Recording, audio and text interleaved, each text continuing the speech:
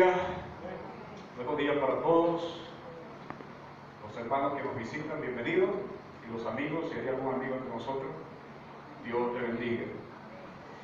Estamos estudiando el tema del tabernáculo de Moisés y hemos encontrado una riqueza espiritual a través de estos estudios.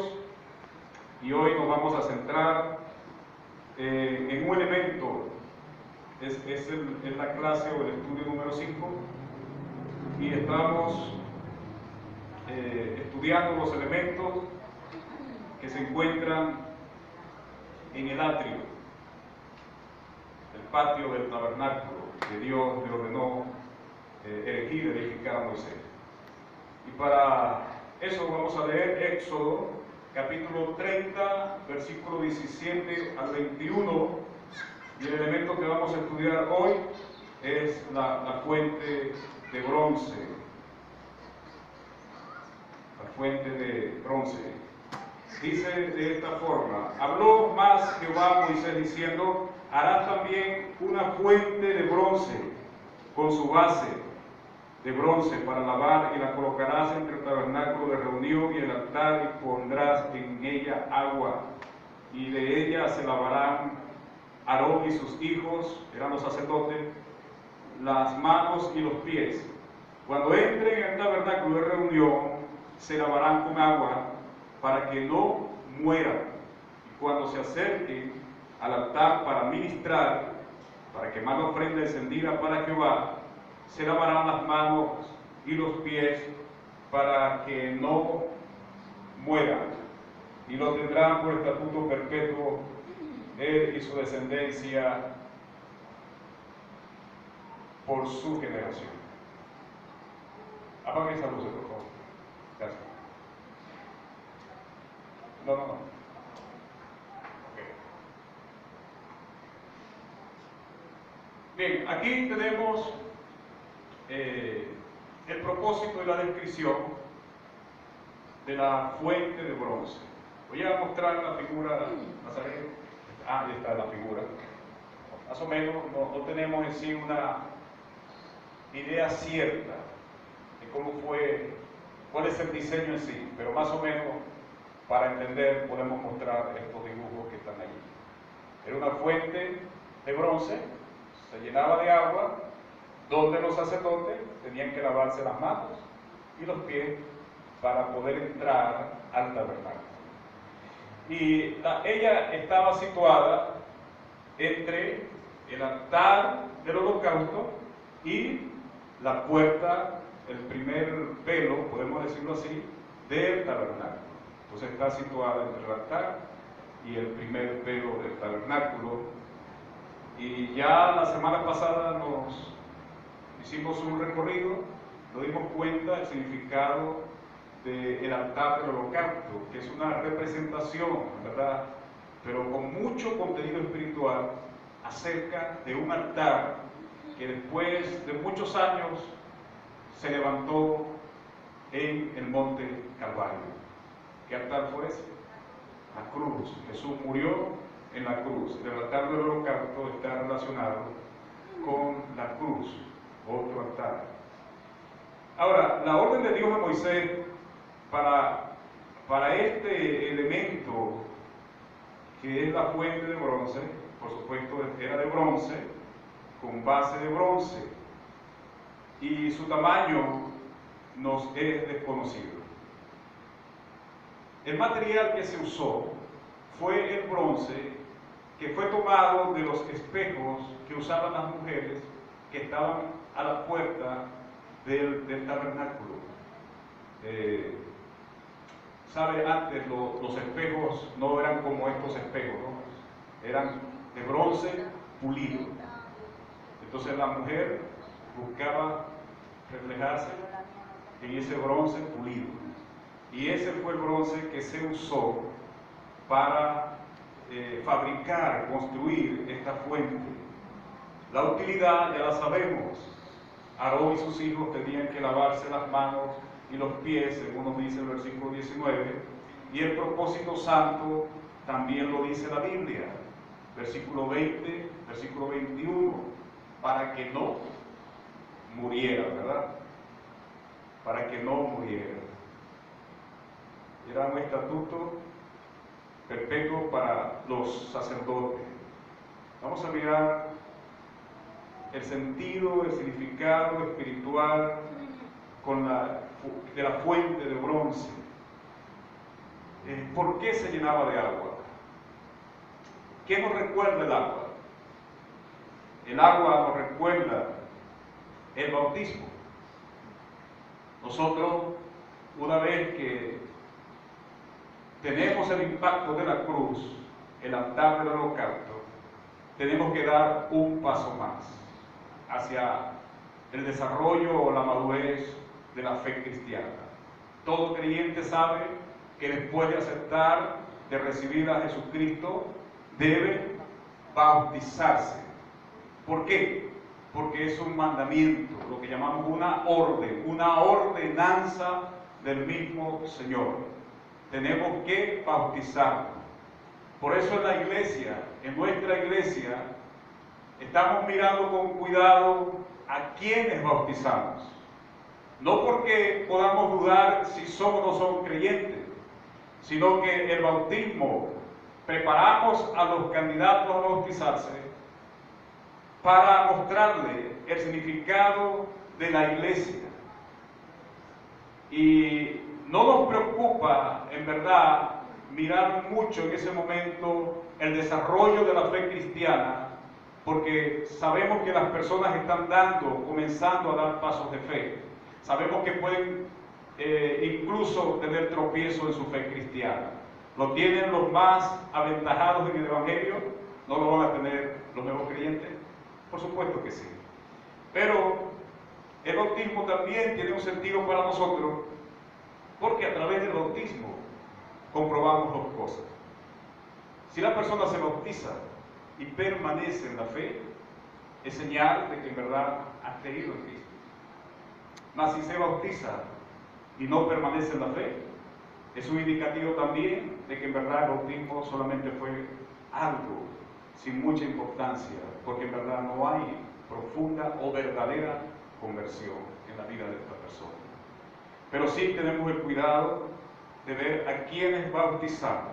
Tampoco tenemos la costumbre de, porque te bautizaste ya eres parte del ministerio. No lo miramos así. No miramos el ministerio, hermano, como una acción de una actividad específica. Tenemos que mirar el ministerio como una vida de servicio. ¿Cuántos dicen amén? Amén. Los creyentes que se acostumbran a mirar dentro de la iglesia el ministerio como una actividad, van a tener mucho tropiezo cuando ya no están al frente de esa actividad. Pero los cristianos que miran el ministerio como la acción de servir a sus hermanos, como la acción de cumplir el discipulado, no van a tener problema cuando ya no estén al frente de una actividad, porque ellos precisamente entienden que es en verdad el verdadero ministerio. Amén. Así que la significación espiritual en conexión con la fuente de bronce es el bautismo en agua. En 1 de Pedro 3:21, el apóstol Pedro nos dice: el bautismo que corresponde a esto ahora no salva. Y hay un paréntesis allí en ese texto que dice: no quitando las inmundicias de la carne, sino como la aspiración de una buena conciencia hacia Dios por la resurrección de Jesucristo. Amén. Entonces, después de convertirnos, debemos bautizarnos. Y aquí tiene mucho sentido tomar en cuenta una acción única que se da en la vida de quien en verdad ha creído en Cristo: la conversión. En la predicación vamos a hablar de eso. La conversión. ¿Qué es la conversión? Es un cambio sustancial en la vida de una persona hacia Dios. Es un giro de 180 grados. Si alguno está en Cristo, es una nueva creación, 2 Corintios 5:17. Pero después de la conversión sigue una acción constante ¿Cuál es esa acción constante espiritual? La santificación. Según Romanos 12:2 dice que tenemos que procurar la transformación de nuestro entendimiento para comprender cuál es la voluntad de Dios, la cual es buena, agradable y perfecta. ¿Cuáles son los pensamientos ligados a la fuente de bronce? Bueno, al lavarse los sacerdotes recibían la bendición de la vida, no morían. Era garantía, o al menos garantizaba que no iban a morir si no estaban en pecado. Cuando el sacerdote, cuando el sacerdote se lavaba las manos en la fuente de bronce, daba el agua, ¿sabe qué ocurría? Sus manos estaban llenas de ¿qué? De sangre. Y él metía sus manos en el agua. Entonces había una mezcla de agua con sangre. ¿Qué le recuerda eso? En Juan 19, 34, 35 dice que el soldado, cuando con la lanza traspasó el costado de Jesús, salió agua y sangre. Y la sangre de Cristo es el poder que purifica todo tipo de pecado. Pero el agua que salió de Cristo con la sangre, el agua es símbolo del poder de la palabra de Dios que nos da vida. En Juan 21, 31, el autor dice, estas se han escrito. ¿Por qué tenemos la Biblia? ¿Por qué la palabra de Dios? Porque lo que está aquí se ha escrito para que creamos que Jesús es el Cristo y creyendo tengamos vida en su nombre.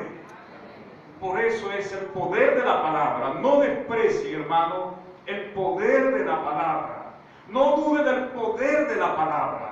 Usted no va a convencer a nadie por sus méritos, ni por su historia, ni por su testimonio. Lo que va a convencer a una persona es el poder del Espíritu Santo a través del accionar de la palabra de Dios que va a entrar a ese corazón. En lo más profundo de su alma, dice el escritor de Hebreos, traspasará sus pensamientos, llegará a lo más profundo de ese ser. Así que cuando discipulamos, tenemos que hablar de la palabra. Cuando aconsejamos, tenemos que poner a la gente a leer la palabra. Algunas veces nuestras consejerías se van en nuestros propios cuentos, anécdotas. Está bien que hablemos de eso, pero mucho más importante es que la persona que tú estás asesorando, aconsejando o discipulando se refleje en la palabra de Dios, porque ella sí lo va a confrontar.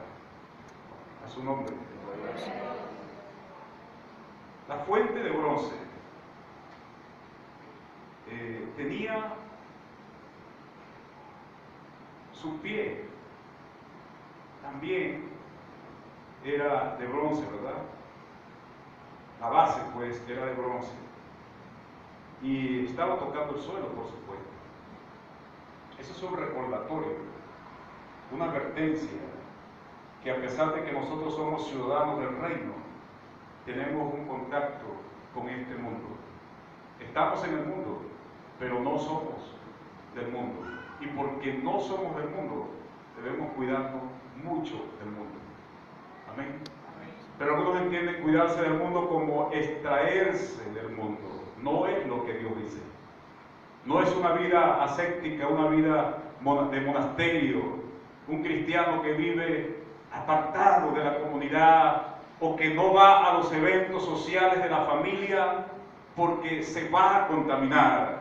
Déjeme decirle que quien piensa así en verdad no está seguro de su santidad y creo que a lo mejor no está convencido de que en verdad está convertido, porque Cristo anduvo entre pecadores. Anduvo no con gente santa, sino entre pecadores. Jesús estaba convencido de quién es Él. Nosotros también debemos estar convencidos que si somos salvos y somos de Dios, debemos estar entre pecadores y ellos no nos van a contaminar. Que se conviertan ellos a nosotros y no nosotros a ellos. Quien tiene esa seguridad no tendrá problema en los eventos sociales. La fuente y su relación con la santificación del creyente es otro elemento que vamos a ver. El altar del holocausto, ¿qué representa? Ayúdenme. Ya lo dije, por favor. ¿Qué representa el altar del holocausto? La cruz, hermano. Mire, si ustedes no me ayudan, yo como que voy a cortar este estudio. Porque claro, eso lo hablamos la semana pasada y ya se lo olvidó. El altar del holocausto es símbolo de la cruz. Y la fuente de agua, ¿de qué es símbolo? Del bautismo, que a su vez tiene el significado que nos separamos del mundo, ¿cierto?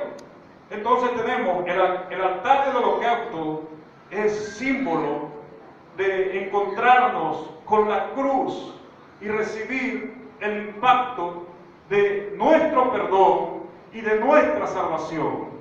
Ahora damos un paso más, nos bautizamos, y cuando nos bautizamos hay una especie de ceremonia. ¿Usted sabe por qué son importantes las ceremonias? ¿Por qué hay ceremonia de matrimonio? ¿Por qué hay una ceremonia en un funeral? ¿Por qué hay ceremonia como el bautismo? ¿Por qué la Santa Cena es una especie de ceremonia? ¿Por qué cuando los hermanos se casan hay una ceremonia? Porque necesitamos un espacio para ir a una transición. ¿Entiende? Ese es el significado de la ceremonia. Un espacio que nos lleva a una transición. Pasamos de un punto, de un lugar, para ir a otro lugar. Por eso es la ceremonia fúnebre. Porque esta persona estaba viva. Ahora necesitamos un espacio para asimilar que ya no está con nosotros. Ahora no está con nosotros. Y el bautismo es una ceremonia como una ordenanza. Es una especie de ceremonia donde el creyente está diciéndole al mundo y teniendo como presente a la iglesia, a los creyentes que están allí, que él ha pasado de muerte a vida, que su vida no pertenece al mundo, que su vida no está atrapada por el pecado ni es esclavo del diablo. Ahora es siervo de Jesucristo. Ahora va a vivir para Dios. Separación del mundo. Si no entendemos el bautismo, va a ser muy difícil que podamos caminar en fe en la vida cristiana. No es algo que yo me bautizo porque es agradable o es chévere o porque los demás se están bautizando y yo no quiero quedarme atrás. A veces los padres no entienden esto en la iglesia y entonces están presionando a los jóvenes. Mira, se bautizó fulano, se bautizó el hijo del hermano tal, se bautizó la hija del hermano tal. ¿Y tú cuándo te vas a bautizar? Nadie debe bautizarse si no está convencido que Dios lo ha salvado. Amén. Porque el bautismo es una ceremonia que va a decir a la gente: ya yo no vivo para el mundo, ahora vivo para Cristo. Amén. La acción de lavarse las manos y los pies de los sacerdotes era símbolo o es símbolo de que el creyente al bautizarse se consagra para Dios y se separa del mundo. Ningún sacerdote podía entrar al tabernáculo sin lavarse. Si alguno lo hacía, moría. ¿Por qué moría? Porque Dios estaba mandando un mensaje: mi santidad no es negociable. Mi gloria es lo que yo peso de mayor valor en mi existencia de Dios. Entonces, ese era el mensaje. Dios estaba hablando seriamente que para él su santidad era de mucho valor. Por eso el que entraba sin lavarse las manos debía morir. Y eso es muy importante porque solo el que ha nacido de nuevo tiene santidad. ¿Sí o no? Óigame los jóvenes. Nosotros podemos ir a una iglesia. Podemos ir a los cultos de iglesia. Pero eso no significa que hemos nacido de nuevo. Lo vamos a hablar en la predicación. Nosotros podemos incluso pasar años en una iglesia. Incluso podemos llegar a ser parte del listado de membresía de una iglesia. Y sin embargo, algunas veces se ha demostrado que tal persona no es convertida. Nunca ha recibido el impacto del arrepentimiento de sus pecados. Pero está en la iglesia. Nosotros tenemos que estar convencidos que hemos nacido de Dios. Amén. Porque el que ha nacido de nuevo tiene santidad. El que no ha nacido de nuevo no tiene santidad. Entonces la vida cristiana se vuelve una lucha, una carga para la persona. Le cuesta leer la Biblia, por supuesto, porque no ha nacido de nuevo. Le cuesta orar, por supuesto, porque la santidad de Dios no está presente. Y nada de las cosas que a otros le atraen de Dios, para esta persona es tan atractiva. Es tan atractiva. Necesita experimentar el nuevo nacimiento, que le va a dar santidad. La santidad tiene tres aspectos. La santidad activa, o lo que algunos llaman santidad positiva en teología. ¿Qué es la santidad activa o positiva? Es mi responsabilidad de vivir una vida cristiana que agrade a Dios. Amén. Es tu responsabilidad de vivir una vida cristiana que agrade a Dios. Es una santidad constante.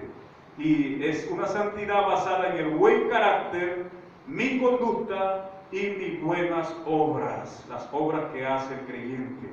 Pero también tenemos una santidad pasiva, donde yo no la produzco, donde yo no la puedo inducir, porque esa santidad viene de Dios, quien santifica el alma que se entrega completamente a Él. Esa santidad viene de Dios. Pero los creyentes, los que son salvos, tienen una santidad posicional. El hecho de ser salvo, Dios garantiza por el ministerio del Espíritu Santo, que en Efesios se llama el sello, la garantía, las arras del Espíritu Santo, es garantía que esta persona es santa. En cuanto a posición delante de Dios, ¿tienen ustedes esos tres elementos en su vida? Amén, diga alguien amén, por favor. Solo quien está arrepentido puede verdaderamente servir a Dios. Ahora, también la santidad que procuraba el sacerdote, podemos hablar del Espíritu Santo. Para nosotros los cristianos, hay una cosa, o mejor dicho, hay algo muy importante que se llama bautismo del Espíritu Santo. Y hay otra cosa muy importante que se llama llenura del Espíritu Santo. El que ha nacido de nuevo, el que es convertido de pecador a la gracia de Dios, va a recibir bautismo del Espíritu Santo. ¿Qué significa? Que Dios lo cubre de una nueva naturaleza. Dios le da la gracia de poder vivir contra el pecado. Y Dios le da esa nueva naturaleza porque de otra manera no va a poder resistir el pecado. Dios lo convierte de algo sucio a algo limpio. Y el Espíritu Santo entra en esa persona para habitar dentro de él y darle el poder y la consistencia de vivir la vida cristiana. A eso llamamos bautismo. Otros también entienden el bautismo del Espíritu Santo como la acción del Espíritu Santo de tomar a este que no es convertido a la gracia de Dios e insertarlo dentro del cuerpo de Cristo. Es lo que llamamos ser parte del cuerpo de Cristo. Óigame, no es ser parte de un listado de una membresía, es ser parte de lo que en la Biblia llamamos el cuerpo de Cristo, que es la iglesia del Señor. Amén. Pero la llenura, si el bautismo es algo muy puntual, único, la llenura, ¿qué es?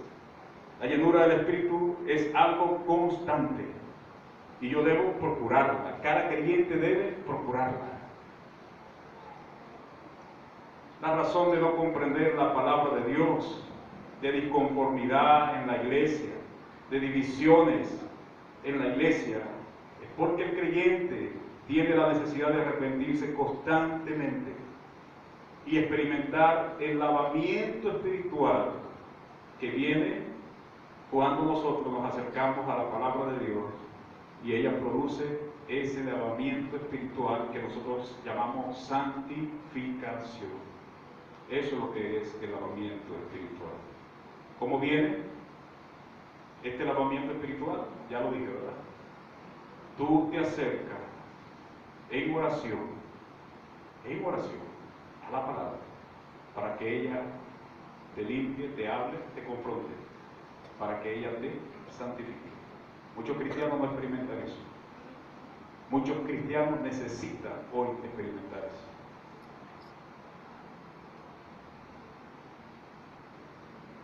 Éxodo 38:8 también nos dice que la fuente fue hecha con los espejos de las mujeres, que ya sabemos que eran de bronce. Eran planchas de bronce bien pulidas, donde ellas reflejaban su rostro. Y fue un acto voluntario de ellas para el servicio de Dios. Porque es que en realidad se hizo otro espejo. Sí, se hizo otro espejo. ¿Por qué? Cuando el sacerdote se acercaba a la fuente de bronce y su rostro se reflejaba, ¿dónde? En el agua. Ese es otro espejo. Santiago habla de eso. Si alguno va, ¿verdad?, y lee y mira la palabra de Dios, Santiago 1, 22 al 25, la palabra es como un espejo donde nosotros nos reflejamos y donde nosotros no podemos en verdad engañar a Dios, ¿o sí? Porque este es un espejo donde mi vida, mi conducta y lo que yo estoy viviendo se refleja. Y por ese mismo acto, si yo voy en verdad, en humildad, la palabra va a cambiar mi forma de vivir. Porque ella va a actuar en mí diciendo lo que está bien y haciéndome ver lo que está mal. Y no solamente eso, va a mostrarme el camino, cómo debo de cambiar. Entonces, hermano, ame la palabra de Dios. No solamente para buscar información, sino para buscar un cambio. El sacerdote veía su imagen, podía ver su propia contaminación cuando metía sus manos en el agua y miraba su rostro. El sacerdote reconocía que era un pecador ante Dios. No podía acercarse así, necesitaba limpiarse. Eso es lo que hace la palabra de Dios con nosotros. Nos limpia, nos lava, nos santifica. A veces los cristianos piensan que si yo estoy viviendo el pecado o estoy no caminando en la dirección de vida, entonces necesito que alguien ponga mis manos sobre mí para que yo pueda cambiar y vivir en la dirección adecuada. Eso no va a suceder así. Eso no va a suceder así. Porque santificación es un acto personal, responsable de cada creyente. ¿Entienden? Y el medio que Dios ha dejado es su palabra. ¿Quieres cambiar? quiere vivir diferente, tiene que leer la palabra. Y tiene que leerla en oración. No descuide eso. La sangre le daba el derecho al sacerdote, que en este caso es símbolo del creyente, de entrar al lugar santo, ¿verdad? Él podía entrar después de lavarse. El lugar santo ya sabemos que es una representación de salvación que está conectada a la vida de la iglesia. Eso es lo que representa el lugar santo. Pero necesitaba estar lavado sus manos y sus pies constantemente, que es santificación, para poder acceder constantemente a la gracia de Dios. Pero la fuente de bronce también tiene una relación con el juicio de Dios. Ya sabemos lo que significa el bronce, ¿verdad? Significa juicio, lo hemos estudiado. La Biblia nos muestra dos tipos de evangelio, ¿sabía usted? Mateo 3, 7, 8 nos habla de un evangelio de juicio. Era el evangelio que predicaba Juan el Bautista. ¿Cuál era el mensaje? Viene juicio, huyan de la ira venidera. Ese era el mensaje. Pero cuando Jesús vino, no dijo eso. Jesús dijo, arrepiéntanse y conviértanse, la gracia de Dios, porque el reino de Dios ha llegado a ustedes. Juan hablaba de un juicio que iba a venir. Jesús hablaba de un reino que iba a llegar. Entonces encontramos que el evangelio de Juan el Bautista enseñaba a la gente a huir de la ira venidera. Por eso él fue fuerte con los escribas, ¿no?, y los sacerdotes. Generación de víboras, ¿quién les enseñó a ustedes a huir de la ira venidera? Pero el juicio de Dios, ¿sobre quién cayó? Sobre Cristo en la cruz. Y Cristo, Gálatas 3:13, dice que nos redimió de la maldición de la ley, se hizo maldito en la cruz a causa de nosotros. El que verdaderamente pone su fe en Cristo, pone su fe en el Señor, da el paso del bautismo. ¿Qué significa cuando entras al agua?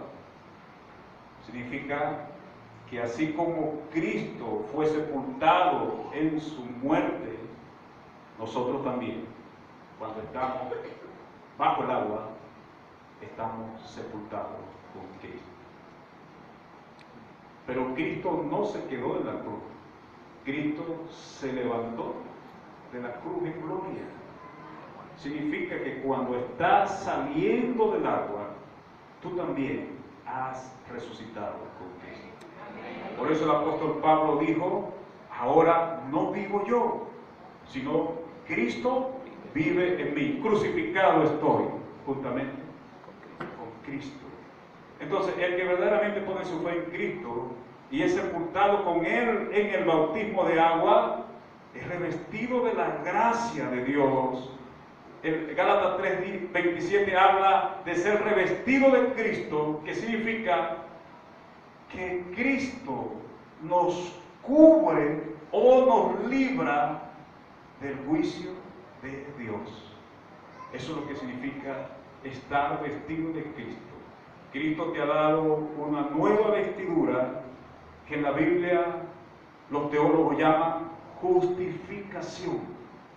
Óigame, hay una diferencia entre ser justo y ser justificado. ¿Qué es usted como creyente? Justificado. Usted es justificado. Usted no es justo. Exacto. Justo hay uno solo, Exacto. Cristo. ¿Entiende la diferencia? Nosotros no somos justos, nosotros somos justificados. ¿Qué significa? Que hay uno que sí es justo y su justicia nos ha cubierto a nosotros. Entonces, cuando apelamos en oración a Dios, no nos acercamos por nuestra propia justicia ni por nuestros propios méritos. Vamos vestidos ¿de qué? De los méritos y la justicia de Dios, de Cristo, hacia Dios. Entonces Dios sí responde a nosotros, porque Dios mira en nosotros ¿qué cosa? La justicia de su Hijo. el vestido, la santidad de su Hijo sobre nosotros. Es muy importante que entendamos eso cuando oramos. Voy a dejar esto hasta aquí. La semana que viene vamos a seguir hablando de la fuente de agua, pero le voy a dar un elemento para que piense. Apocalipsis 4 habla de un mar de vidrio. Aparece en Apocalipsis 4:6 y en Apocalipsis 15:2. Un mar de vidrio. ¿Usted cree que los mares son de vidrio? ¿Se puede fabricar un mar de vidrio? Bueno, algunos dicen, bueno, el hielo, el glacial, ¿verdad?, es lo que más se parece a un mar de vidrio. Pero no tiene un significado en la teología bíblica, un mar de esa naturaleza. Hay una palabra en el Antiguo Testamento que se traduce para mar, y es la palabra hebrea yam, Y-A-M, yam. Y es la palabra que se usó para fabricar la fuente de bronce, que aparece no solo en Reyes 7, sino en Ezequiel 1. Ese mar de vidrio tiene una relación directa con la fuente de bronce. Lo vamos a ver la semana que viene. ¿Y qué significa para el creyente ese mar de vidrio? Porque dice que nosotros estábamos, dice los santos, Apocalipsis dice que los santos están allí sobre ese mar de vidrio, y ese mar de vidrio está ante Dios. ¿Qué significa eso para nosotros? Debemos entenderlo. Dios, queremos agradecer esta mañana el que tú puedas enriquecer nuestras vidas al conocer tu palabra. Que en verdad estos elementos no sean solo algo teórico, Señor, que refleje nuestro conocimiento. Que en verdad estos nos sirvan para acercarnos más a Cristo, para amar más el ministerio de la iglesia, para poder, Señor, vivir de manera que cada paso que damos podamos ir en la dirección de tu santidad, de tu obediencia.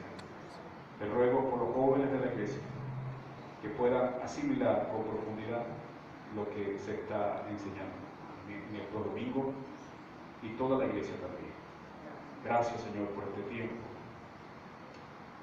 Si hay alguien entre nosotros que hoy está escuchando lo que yo dije y no ha abierto su corazón a Jesucristo, vuelvo e insisto, necesitas encontrarte con el altar que fue levantado en el Calvario, el monte Calvario.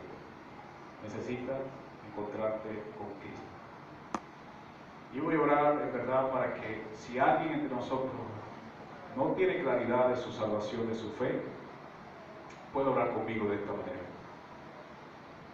Para hacerlo, le pido que por favor cierre sus ojos esta mañana, porque tiene que centrarse en lo que va a orar. Por eso pido que no se distraiga y diga esta palabra.